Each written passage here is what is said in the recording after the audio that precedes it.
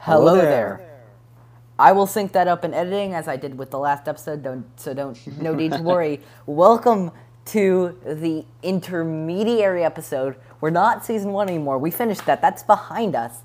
But we are not in season 2 yet. That will be next week. And what we decided to do in the meantime is we decided to do a bonus episode, and this is going to be. I hope to do this again because I think this episode is going to be fun.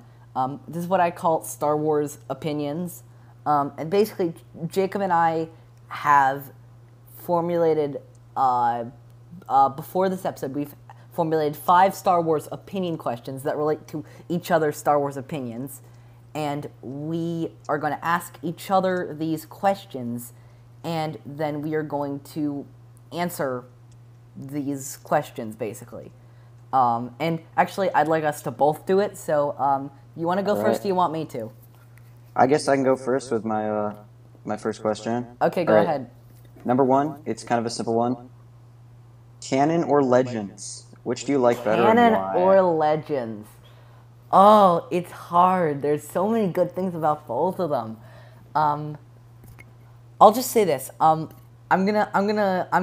As a way of processing this, I'm gonna tell you what I like about canon and don't like about canon, and then like about Legends and don't like about Legends. I All like right. canon. Canon seems to be a little more streamlined. It is more set rules than Legends, which makes the universe more cohesive. Um, it also seems like canon is, I think, a little more supportive of the movies. I think Legends wanted to get away from the movies heavily, and I think that held it back a little bit. But I think canon right now is very supportive of the movies, and I think that's good. I like that, and there are certain parts of that I like. Drawbacks of canon is I feel like until now, until these High Republic days, we haven't had a lot of crazy creative freedom out of the canons, out of the new canon stuff, because they want to play it safe so much. But I think that's going to change with the High Republic. What else do I not like about? I actually this relates to creative freedom, but they really haven't gone too much outside the boundaries of the 60 or so years of the original prequel and sequel trilogies. Yeah. And that is definitely a drawback. And again, with the High Republic, that's going to change. But that those are my that's for canon. Legends, wow. I think Legends' biggest strength and biggest weakness is it's just absolute like wildness. It's crazy. There's stuff that The Talking Mountain. there's nuts stuff that happens in Legends. Crazy. It Yeah. doesn't even, sometimes it doesn't feel like Star Wars, which is one of the weaknesses. But one of the strengths of it is you can literally just do anything. You can have communist Sith lords. You can have in Brotherhood of Darkness. That's basically what it is. You can have an entire Yo. Sith. You can have an entire Sith species. You can have Jedi who can manipulate black holes. It's really strange stuff. At the end of the day, I still don't think it's a fair comparison. I remember we were talking about this a couple of years ago, and I said I didn't think there was a fair comparison. Canon's been around for 5 years now, and no, 6 years, and Legends has been around for Legends. Before that was around for 20, 25 years. But Yeah. right now, with everything said and done, I would have to say right now I'd prefer canon. There is some really good stuff about Legends. It's a close race for me. What do you think? Personally, I like Legends better, but I think they both have their merits. Definitely, I definitely think they both have their merits. I guess I'll just ask you this first question. Yeah. Are you ready for this? Mm-hmm. So, I knew because Jacob loves Rebels so much, I knew I could get him talking about Rebels fast. So for that reason, Yeah. I did not ask any questions related to Star Wars Rebels. Um, I'm instead asking questions about the other Star Wars shows. So, Jacob, the Clone Wars or the Mandalorian? Hmm. That's. I would say it's a tough one, but to be honest, I'm gonna have to go with the Clone Wars. I think it's hard to compare it based on whether or not it's a better show, but I think that in terms of like a purely from a critic standpoint, I think it would be hard not to say that The Mandalorian is better just because it's live action and I think it does some really cool things. So I really like it. I think it's cool. But personally, I just on a personal, I guess like emotional, like subjective level, I like the Clone Wars a lot better. It has some things that I don't understand and some things that I don't really enjoy or agree with, but overall it's a really cool show. I think it adds a lot to the Star Wars universe, especially the canon universe. I love the Ahsoka's character. I love that they give like Anakin a Padawan and they had that relationship. So I really like I would say the Clone Wars in terms of what I like better as a Star Wars media. What about you? For me, it's no contest. Clone Wars blows Mandalorian out of the water. Clone Wars has always been up to this point my favorite Star Wars TV show. And The Mandalorian in season 2 is going to have to do a lot of crazy things to even get close to the Clone Wars. I love The Mandalorian. Yeah. I remember the day The Mandalorian came out, I was sitting at trying to get Disney Plus, anxiously waiting for The Mandalorian, and I absolutely love that show. It's just the Clone Wars is such a legacy thing for me. I grew up with that show. Now to finally see it ending is just such an emotional experience for me. It's going to be the Clone Wars, pretty much always for me. Okay, let's go to your next question. My next question. Okay. We got this is kind of a interesting question because I feel like a lot of different Star Wars YouTubers especially seem to have a lot of opinions about this and kind of the in-universe politics of Star Wars. Have the Jedi, I guess in the prequel era, have the Jedi lost their way? Oh, have the Jedi lost their Like, are the Jedi right to fight with the Republic, or were they even right to... Have the Jedi lost their way? Without a doubt. I love the Jedi, but they've definitely lost their way. Going from their job... Mace Windu says in Attack of the Clones to Palpatine... We're keepers of the peace, not soldiers. And yet we see them fighting in a war and proving that statement ridiculously wrong. I liked what I was watching a video by Star Wars Explained. It was his review of Old Friends Not Forgotten, the most recent Clone Wars episode, and he said something along the lines of Palpatine put the Jedi in a lose-lose situation, which is very true. He did put the Jedi in a lose-lose situation. That's absolutely true. He put the Jedi in a situation where they couldn't stand idly by while this war was happening because they'd sworn themselves to the Republic. They'd sworn themselves to the Republic, of course, but they couldn't. But like, they couldn't go into the war because that would contrast their ideals, and they chose the Republic over their ideals, which was their downfall. The biggest thing for me about how the Jedi have truly and utterly lost their way is the trial of Ahsoka Tano. Ahsoka Tano... Why is that the turning point for you? Because... Explained, I'm curious. Because they had all this evidence that, like, the evidence was clearly planted to frame Ahsoka, but Ahsoka swore that she was innocent. Now, I mean, in her defense, in the Jedi Council's defense, who wouldn't swear that they're innocent? Of course not. Situation. But the Jedi are famously known. The Force. One of the things that the Force can do is predict intentions and read minds in that way. That's true. They could have seen into Ahsoka's thoughts, messed up. And they could have seen that she is innocent. But yet so they went that they through. chose not to. Interesting. either they chose not to, or in the rush of the moment, they temporarily forgot that, hey, they were Jedi. And also, by the way, they turned their entire attention from a war that I know they shouldn't have gotten into, but they committed to that war. But they turned their entire attention. The Jedi Council turned their entire attention from that war to a bombing of the Jedi to a bombing of the Jedi Temple. I'm not saying. I mean, I would be pretty concerned too, since it was like a. I would be pretty concerned. Relatively but the valued entire Jedi. Jedi Council, the entire council. Yeah, for like 2 weeks. I don't know. It seems a little. It seems a little strange for me. I guess I can see what you mean. And they caused Ahsoka so much anguish. And actually, there's one other thing. It's the whole taking the Padawans away from their parents. Without consent, without all that, that's just, no, I can't. Jedi definitely have lost their way. What do you think? Yeah. I would say it's difficult. I think they lost their way, but they were kind of forced to.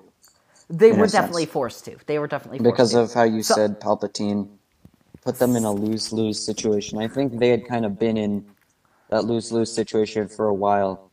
The problem was, what could they do? If they fought in the war, well, we know what happened. And if they hadn't fought in the war, they would have been branded as, like, traitors. Yeah. Cowards. Palpatine's propaganda machine would, like, no one would have stood for it in the Republic. They'd be like, you're these super powerful space wizards. Yeah. I guess I'll go ahead with my next question. All right. In the Disney era of Star Wars, in the new canon era of Star Wars, we've gotten to see many creators forge their way in the Star Wars universe. But this question is focusing on one of the most influential creators in Star Wars over the last couple of years, and that's J.J. Abrams. Which J.J. Abrams Star Wars movie do you think is better, The Force Awakens or The Rise of Skywalker? I mean, in my opinion, obviously, The Force Awakens. Really? I think I remember you were saying to me a couple months ago that it wasn't so clear to you.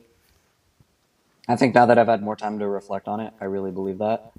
The more and more I kind of go over the events of The Rise of Skywalker, the more and more, quite frankly, I don't like it. But I did enjoy The Force Awakens a lot. I'm not going to get into why I dislike the sequels, specifically the last two, to a great degree, but suffice it to say, I thought the Force Awakens kind of, I thought it was the best of the bunch. Okay. I get it. What about you? For me, the sequel trilogy is interesting because, in my opinion, it gets better with every movie. I think The Rise of Skywalker is better than The Force Awakens and The Last Jedi. Actually, I don't know. I really, really do like that movie. It actually, the more I actually see clips from the movie again and like interact with stuff relating to the movie. I read the novelization a couple months ago. The more I seem to like it, actually. Really? Yes. What do you like about it? I like the fact that I think a lot of the relationships that we've come. I love that a lot of the relationships that we have come to see in the last 9 or 3 or 6 movies are coming to fruition. The relationship between Rey and have come to fruition. The relationship between Rey and Kylo, the relationship between Rey and Finn, the relationship between Finn and Poe, the relationship between Rey and Poe, Rey and Luke, even Luke and Leia a little bit, and the Skywalkers and Palpatine and the light and the dark. All of those relationships come to a close in what I think is a satisfying way. And that is one of the biggest strengths of The Rise of Skywalker for me, is it is a satisfying end to the Skywalker saga. But that's just me. What is your third question? My third question is, how do you feel about Season 7 of The Clone Wars so far? Which episodes do you like? Which ones do you not like overall? Is it meeting your expectations? I feel very, very positive about the Clone Wars so far. The Bad Batch were very good. I knew vaguely what happened. I think I didn't actually see the reels before, but I knew the general plot because I'd heard it from people on the internet. But the Bad Batch was good. I think the whole Echo survive thing was played out a little bit cheesily. I think it was like, I think Echo's alive. No, it couldn't be. I think it was played out a little cheesily, but it's fine. I think Ahsoka's walkabout, regardless of what a lot of people have been saying, I did very much appreciate that arc. The first episode was a little underwhelming for me, but then I kind of readjusted my expectations a little bit. But it became an ultimately satisfying arc that for me got better with every episode. I very much appreciated the twist with Bo-Katan and the Mandalorians in late episode 3. But I thought Ahsoka's Walkabout was ultimately a satisfying arc, if not the most flashy or action-packed. This last episode, Old Friends Not Forgotten, I firmly believe is the best episode of the season so far. You can really tell they're hyping up this Siege of Mandalore, and I for one cannot wait to see how the Clone Wars ends. Yeah. All right. So for me, I felt that it was, to be honest, something of a mixed bag. I was very hyped for the season, and I did really enjoy the first arc. That being said, I thought that the episode with the On the Wings of the Caradox, I believe it's called, right? That felt kind of, I guess, felt sort of like filler, kind of cheesy. Not cheesy actually. Mainly just it felt honestly like filler, but overall it felt really good. It didn't feel too cliched. Although the thing with the soldiers, like the clones fighting the Bad Batch, like fist fighting the other clones and stuff, that felt kind of like that's just kind of like, it feels like we've seen this before. But that being said, I really enjoyed that arc. On the other hand, the next arc, the arc with Trace and Rafa Martez, I cannot really say that I enjoyed that arc. I found it to be pretty boring. To be honest, I feel like here's the thing, if it was in an earlier season, or even if this wasn't the last season, or if this was a season with, I don't know, 20, 22, 24 episodes, like we've seen in the past, I believe. Maybe not 24, but something close to that. I feel like it would have been okay. But for the last 12 episodes of such a beloved fan favorite show, I was just kind of expecting more like non-stop like action, a lot of like fan favorites stuff coming back, more toward the more kind of a action, fighting, violence, lots of big space battles, big flashy showpieces. And to be honest, I wouldn't have had a problem with it if the episode itself just didn't feel that. I think it felt clunky. Yeah, the script, the writing felt clunky. The acting was fine, just corny, and it frustrated me that the characters kind of felt illogical, I guess, in some of their decisions. And to be honest, the entire episode where they escape and back in prison, like, could have happened in 2 episodes rather than 4. So that was kind of my beef with it. And I also, yeah, the Siege of Mandalore. What was the newest episode called? Friends Reunited Old or Friends something? Not Forgotten. Old Friends Not Forgotten. I did like that episode very much. On the other hand, I found it strange that Ahsoka was so willing. I found it, I mean, maybe they'll go into it, but it felt weird the way they portrayed Ahsoka again and again, kind of, I guess, blowing off or not wanting to talk to Anakin, only to not really go anywhere with it in the episode. Maybe they will, maybe they probably will in future episodes, so I'm not too concerned about that, but it just felt kind of like a waste of all too precious time for like the final episodes, and the fact that Disney is hyping them up to be the final episodes. This is it, guys. This is it. So I just felt, I guess, confused from a plot standpoint why Ahsoka was so eager to team up with and to completely trust Bo-Katan Kryze, given that she probably in universe maybe not even a year ago was trying to kill the Jedi and was basically a terrorist and a war criminal. That being, yeah, I just didn't really understand that part about why she was so eager, and also the whole thing about no, the Chancellor needs you doesn't make any sense. Like, Coruscant is the most, as far as you know, like the most densely populated planet in the Star Wars universe. So again, that just seemed a little weird, and it was kind of frustrating to just see these things and just being like, why are they acting like this? This is kind of weird, and it feels a little inconsistent, especially the Bo-Katan part. That being said, I thought it was a really great episode, and I loved the cliffhanger when it ended up with Maul, and he's like, I was hoping for Kenobi.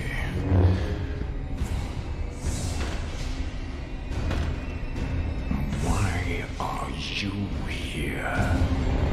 because I feel like at this point it's kind of a meme. It And I definitely think is that Dave Filoni knows that everyone knows that it's a meme. my I think actual reaction Even was Sam Witwer knows it.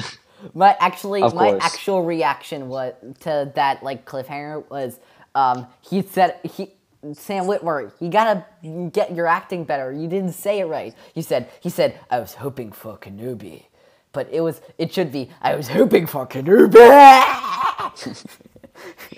I was hoping for Kenobi. Why the heck are you here? That was funny.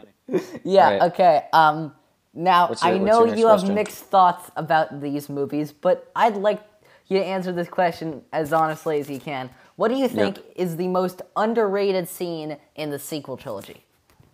The most underrated scene in the sequel trilogy. I don't know. Maybe like anything with Finn and Poe in it. I'm gonna I go feel with like, especially in The Force Awakens, I just feel like they have a lot of chemistry, and I really like seeing that kind of played out and seeing the way they're kind of like getting buddy. I'm gonna go with maybe I think the best scene from the first half of, in my opinion, the best scene from the first half of The Rise of Skywalker, which is the scene where the Falcon is getting back from getting the file from the First Order turncoat. And we get the scene with Rey and Poe and Finn arguing and having some bonding time, and I thought that was really nice. There's a part where Rey asked, So, bad mood? Me? Him. Always. which I thought was just great. Yeah. I really That do just like kind of that. made me sad because I feel like they changed his character so much. But yeah. Okay. Go ahead with your it's my fourth question? Yeah, fourth question. All right. Who is in the right in the Clone Wars? The Republic or the Separatists? Like politically, morally, who's in the I right? would Who's in the wrong? say, in the Clone Wars, morally right. I would say the people who support the Separatist Alliance have some serious, like, they're probably in the moral right. The people who support the Separatist leaders are definitely by far in the moral wrong. But I think the people who support the Separatists in the Clone Wars, like, they just want less Republic control with a Republic that is becoming increasingly more and more corrupt by the day. There's definitely an argument to be made that the people of the Separatists were in the moral right, and I'm behind that. I don't think the people in the Republic, I don't think the people of the Republic are in the moral wrong. I think the people of both sides neither of them are morally wrong. I think the higher-ups of both sides are actually morally wrong. The Separatists, because, they're just in it for themselves and money and making profit and all of that stuff. And the Republic higher-ups, because the senators are just, from the Republic, are just as corrupt as at least most of them, the senators of the Republic are as corrupt as the ones from the Separatists. I mean, you see people like Senator Freeta, the people from the Kaminoans, Kina Ha. They're just as corrupt. I would say the people of the Republican Separatists are morally right, and the higher-ups, for the most part, of the Republican Separatists are morally wrong. Yeah, okay.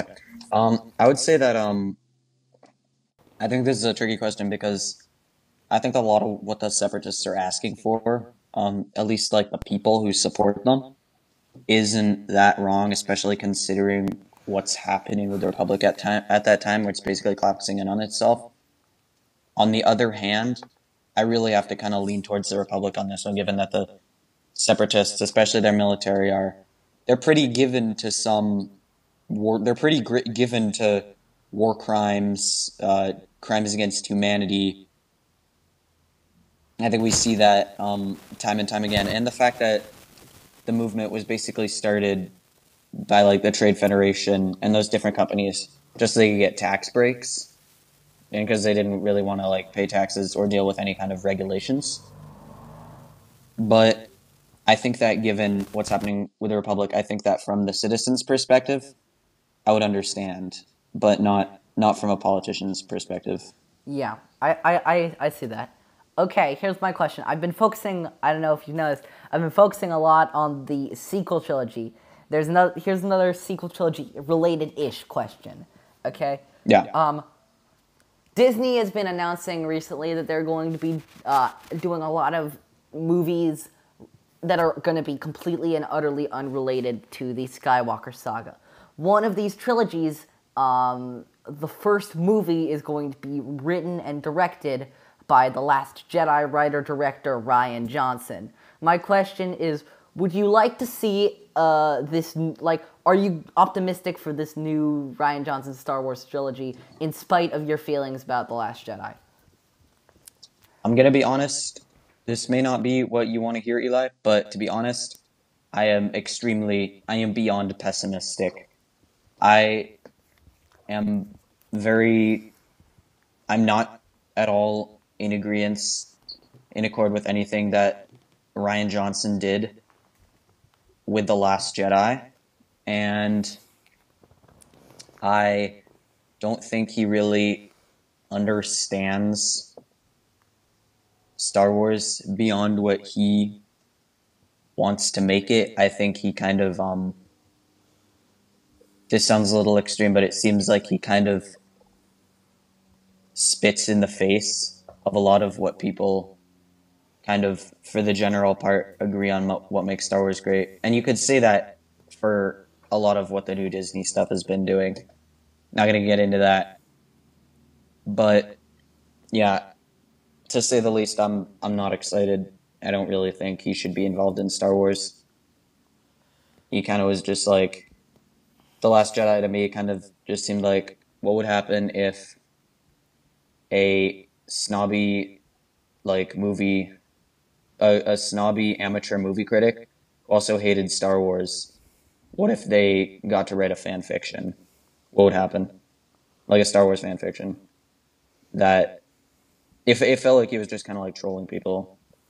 Just kind of like, haha, I get to do this, haha. Without really didn't seem to be any rhyme or I reason was not expecting, I wasn't really expecting that negative a response. I was expecting I wouldn't have been surprised if there was a negative response. For me, I know what you're expecting me to say is and what probably people are expecting me to say is, of course, I'd love to see a Rian Johnson trilogy. Yeah. But I really just don't know. We have no idea. First of all, he doesn't even know if or how soon this trilogy is going to be made. We have no idea about what the story is going to be about, when it's going to be, what it's going to cover at all. So I really do just think it's too soon to say. It could be great, it could be awful, in my opinion. I just really do not know. Right now, I am going to say I am cautiously optimistic. I'm hoping. and Rebellions are built on hope. so Yeah. so yeah. I can see that. I can see that, yeah. Go ahead to your final question. Isn't it your turn? Oh no, yeah, you're just fine. I just okay. said. My final question. I think that there's a lot of arguments and discord about like which trilogy is better, and there's been some beef between the online communities for these two, especially the meme communities, some toxicity, but it's always interesting. Which is better, the prequels or the sequels as a trilogy? Well, I will just say this. Both have their strengths. The prequels world build like no other movies I can see. They're really good at like capturing new areas of Star Wars. Like the original trilogy feels so small in comparison to the prequel trilogy. That is, I think, the only thing the prequel trilogy has on the original trilogy. But I was talking about the sequel, the prequel and sequel. No, I know. I'm just saying, okay, good. Yeah, no. They're so big that they make the original trilogy feel small, which is not an easy feat. However, I'm gonna side with the sequel trilogy on this one because I like all three sequel movies better than all three prequel movies by a landslide. I think the sequel trilogy, what it has on the prequel trilogy is quite simply character development and story ideas. I think, like, I can't say I feel for Anakin at all during the prequel trilogy. I can't say I feel for him one bit. Do I feel for Rey? All the time in the sequel trilogy. Do I feel for Finn? All the time. Do I feel for Poe? All the time. I feel for Obi-Wan. I can't exactly say I feel for Padme because I don't. But the writing and the acting for Padme and Anakin in contrast to the writing for, say, Rey and Poe in the sequel trilogy, it's such a big difference for me.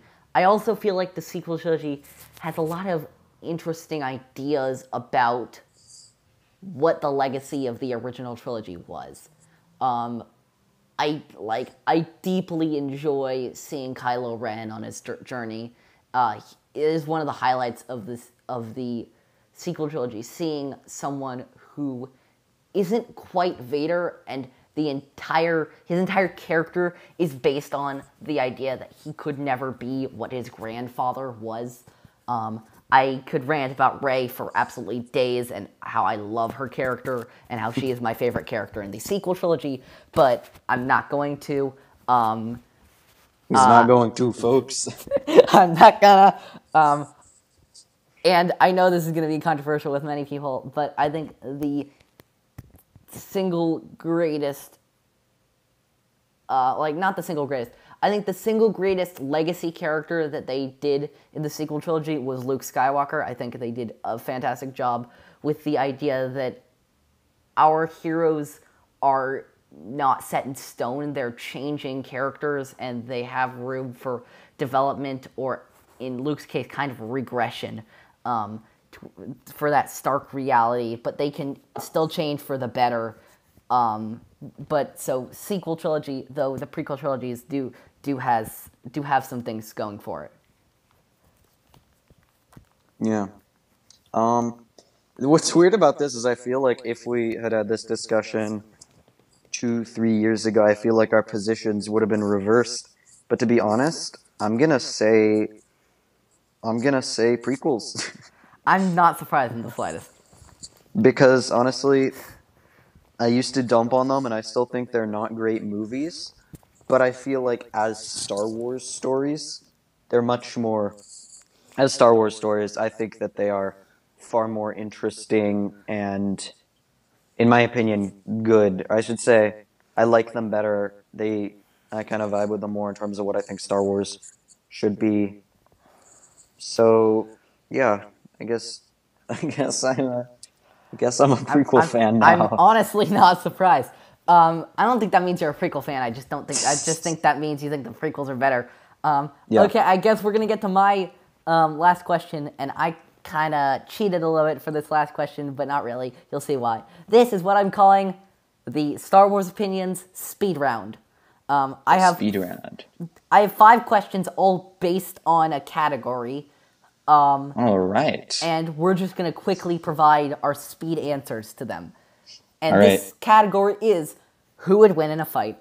It's going to be a mini versus series right here, okay? Number 1, Maul, Phantom Menace, or Return of the Jedi, Luke Skywalker. Ooh, Return of the Jedi, Luke. Clearly. I'm tempted to say so. I think Maul is, at the end of the day, just a kind of like he's not creative enough to go against Luke. That's, I think, what it's. Is it supposed to be a speed round? Yeah. Yeah. All right. Number 2, Vader, Empire Strikes Back Vader, or Revenge of the Sith Yoda. Empire Strikes Back Vader or Revenge of the Sith Yoda? Yoda, all the way. It took me a minute to process that, but yeah, Yoda all the way. Yeah, I tend to Yoda agree. all the way. Okay, this is an interesting one that I was thinking about. Rise of Skywalker, Kylo Ren, or Rebels Maul. Rise of Skywalker, Kylo Ren, or Rebels Maul? Ooh, Rebels Maul. Totally. I'd go with Rise of Skywalker, Kylo. I just feel like he has way more experience than Kylo, who doesn't really have anything. Kylo's just kind of angry, but Maul's just got like years and years of anger he can draw on to amplify the dark side within himself. Maul got trained. Maul was under the tutelage, not for the longest time, but he was under the tutelage of Sidious for a while. So. Actually, I agree with you. I was originally going to say Kylo. I think it would be close, but I think Maul would pull out the victory on this one. Okay, here's another one. Season 2 Rebels, Seventh Sister, or Season 4 or 5, I forget which season he was in, but The Clone Wars Pong Krell. Pong Krell. Ooh, yeah, definitely Pong Krell, I think. Oh, I was going to say Seventh Sister. Really? Because to me, Pong Krell, like, I feel like to do that to the Jedi Order, you gotta be pretty, I don't know. Maybe it's just, he has the blade advantage. He has 4 double-bladed lightsabers, so he has 8 lightsaber blades. For me, that's exactly why I think he'd lose. Is because I think a lot of How can that possibly be a disadvantage? No, I just think that it's not a disadvantage. I just think the whole 4 double-bladed lightsaber thing is a lot of like, it's a lot what I think about Darth Maul. It's like, it's a lot of smoke and mirrors. I think, like, the fact that Yeah, but I feel like... Yeah. I don't know. But I feel like the Seventh Sister, like, her whole strat is also kind of, like, to kind of confuse and intimidate because of the, because of her, like, spinny lightsaber. Her whole thing is also confuse and intimidate. So I feel like the fact that she has to go up against someone when she's usually going up against someone when she has the confidence edge because of that, I think that would sway the fight in Pong Krell's favor. I will say both of them have sensing disadvantages. We see in Rebels that Seventh Sister didn't exactly sense when Zeb was hanging on the roof of that ship with the Falcon. Not the Falcon, the Phantom. Yeah. But Pong Krell didn't exactly know that clone was going to shoot him in the back when he did. But I think that's just kind of a I think maybe that's an issue of expectations. I know I find it weird to expect that because I feel like a lot of people, even like Obi-Wan and Anakin, get like jump scared. I mean, I think in they the Clone Wars. do, So I feel like it's it's not a reasonable. I don't think it's a reasonable expectation if they're just like walking around and they don't think there's any danger, unless they're like, I guess unless they're actively sensing for it, especially in the Seven Sisters case, it wasn't like trying to kill her. I'm still going. I can see. I'm still going Seventh for Seventh Sister. All right. I get that. I would still okay. go with Pong Krell, but okay, yeah. Here we go. Last one: Knights of the Old Republic and Knights of the Old Republic, Darth Malak, or Revenge of the Sith, Kit Fisto. Oh man, I don't know anything about like Malak's power level. I know that Kit Fisto's like a really good duelist, but I just don't, as cool as he is, as much as I am a Kit Fisto fanboy, as skilled and knowledgeable as he is, I just don't see him as like a really kind of a hard hitter who's ready to like take on the dark side, I guess. See, this is one I've been like thinking about for a while, and I don't exactly have a very good answer for this one that I feel like positive about and confident. On one hand, you know how much I love to absolutely bash Darth Malak, and how much of a wimp I think he is. But on the other hand, you think he's useless, right? Or you think he like doesn't? I think he pales in comparison to a lot of Sith Lords. On the other hand, Fisto, as much as I love his character, gets taken out in about 15 seconds by Sidious in their duel.